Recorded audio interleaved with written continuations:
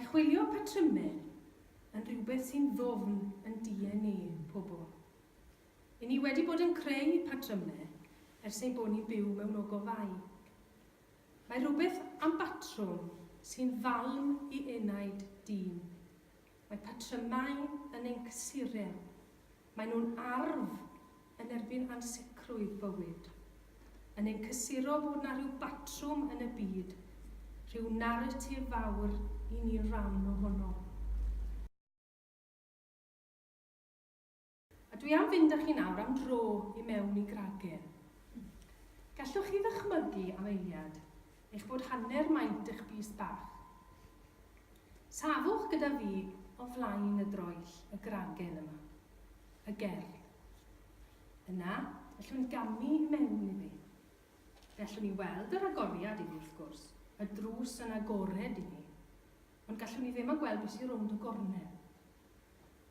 Wrth ddechrau darllen a mynd i mewn i'r Gragen, rydyn ni'n gadael y byd ar ôl, yn amneidio i fyd personol a chyfryn.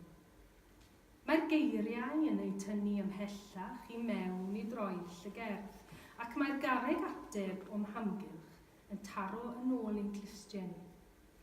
Wrth wrando ar y geiriau yn atseino oddi ar y welydd, fe fyddwn yn ymateb fel unigolion. Fe fydd y seiniau yn swnio'n wahanol i'n glustiau i a'ch glustiau chi. Yna, wrth symud drwy'r Gragen, fe gawn ni'n gwasgu yn dynach ac yn dynach yn ei gafael, gan ei wneud i'n amhosib i droi nôl a dianc. Ac yna, yn ei ffen, yn llinell ola'r gerdd, mae hi'n dangos rhywbeth i ni. Yn ein dal, gan ein anelu yn agosach at y gwir. Yna, ar ôl hynny, mae'n ein taflu yn ôl drwy'r troellau unwaith eto ac yn ôl i ddechrau'r gerdd.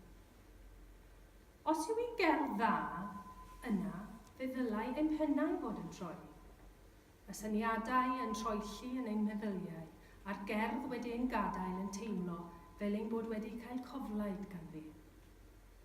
Ac wrth gwrs, os wnaeth rhywun arall bigo'r Gragen i fyny, fe fydd ei profiad yn hollol wahanol. Ond eto fe saif y Gragen fel y gerdd yn gwmws yr un peth. Nawr, fe fydd gan rai gregyn ffurfiau rheoledd, mathemategol, rhyw Gragen gynganheddol falle, ac fe fydd gan rai eraill droellau llacach. Ond yn y bôn, yr un profiad yw teithio drwyddi. Mae byd y nofel i'w weld ar wyneb y ddaear, a byd mewnol y nofel yn mydferwi o dan y pridd. Mae'r hyn sy'n digwydd i'w slaw'r pridd yn rhoi bywyd a thyfiant i'r hyn sy'n digwydd yn y stori. Ac mae nofel yn tyfu, yr un patrwm yn y canghennau a sydd yn y dail. Ac wrth gwrs, mae yna dymhorau i goeden yr un fath a nofel. Gwanwyn, lle mae'n rhaid barchu'r darllenydd rhyw egin o addewid. Rhaid wedyn symud tuag at y blodeuo, cyn i'r nofel ddwy'n ffrwyth a chrino. Ac yna, yn ôl â ni tuag at y dechrau. Mae'r awdur yn sefyll a'i gefn tuag at y boncyff, yn rheoli'r llif yn ôl ac ymlaen rhwng y byd y nofel a'r is-ymwybod. Ac mae'r boncyff hwnnw hefyd heine. Heine sy'n dod â'r darllenwr yn agosach ac yn agosach tuag at galon y nofel, yr emosiwn, y gwir. Mae gan pob coeden galon, y heart wood. Dyna beth sy'n gwneud coed yn wahanol i flodau. Fe gyflwynes y syniad o blyfau, y trosiad ar gyfer y stori fer. Arf ar gyfer ysgrifennu oedd plyfau unwaith, ac mae ein defnydd ohonyn nhw'n parhau hyd at heddiw. Plu bysgota, plu addurno, a phlu mewn cwrlid cynnes i ni gael cysgu. Ac mae ychydig iawn ohonom sy'n ei defnyddio i sgrifennu erbyn hyn, mae'r blifen yn dal yn symbol gryf ar gyfer y gair. A sut gallwn ni ddefnyddio blyfen fel trosiad ar gyfer stori fer? Wel, wrth ysgrifennu stori fer, rhaid i gyffyrddiad yr ysgrifennu fod yn ysgafn, rhag llethu'r darllenydd.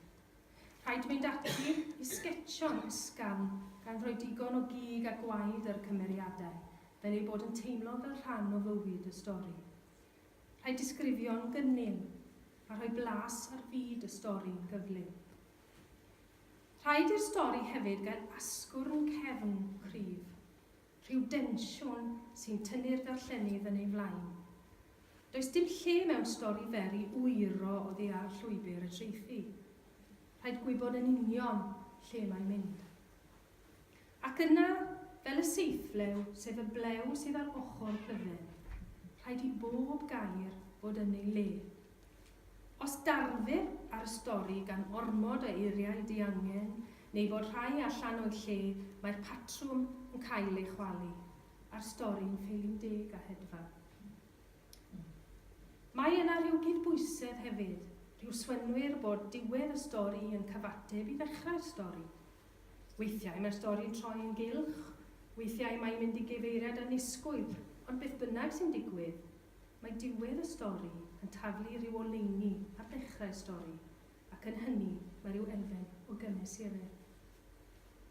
Fedrwch chi gosi rhywun hefyd a phlyfen, i gwneud iddyn nhw chwerthin, neu i gwneud iddyn nhw'n deimlo'n anghyffyrddus, a dyna i bob pwrpas yw swyddogaeth y stori fer. Mae gwahanol fathau o blu ar adain a deryn hefyd. Plu i hedfan, plu i gadw'n gynnes, a phlu sy'n gochel rhag tywydd garw. Mae'n bwysig bod pob math o straeon mewn casgliad o straeon byrion. Rhai sy'n cyflawni'r swyddogaethau yma i gyd.